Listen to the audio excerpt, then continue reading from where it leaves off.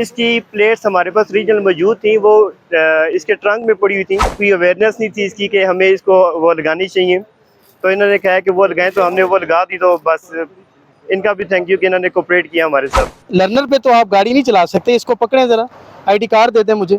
आप जरा गाड़ी से बाहर उतरे और अपने पेपर खुद रिमूव करें, जरा इधर आगे करें, गाड़ी आगे करें। जानते हुए कि आपने प्लेट गलत लगाई हुई हैं तो आप ऐसा काम ना करें जिससे आप एक्साइज वालों को भी तंग करें, पुलिस वालों को तंग करें। वो सिर्फ अपना काम कर रहे हैं। फ़ाइन हुआ सो हुआ, वो चले बनता है, ज़ाहिर सी बात है। अब आप एक चीज़ लीगली कर रहे हैं, आपको नहीं आइडिया, तो वो फ़ाइन तो होगा ही होगा। मैंने तो ऐसा ऑब्जर्व नहीं किया कि मुझसे किसी ने बदतमीज़ी की है। सब ने बड़े तमीज़ से समझाया भी और गाइड भी किया। आई स्ट्रांगली बिलीव कि ये इलीगल नहीं होना चाहिए।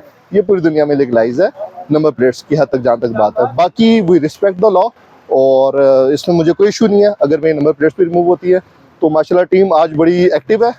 अल्लाह करे हमारी ये जो अथॉरिटीज़ है ये इसी तरीके से एक्टिव रहे।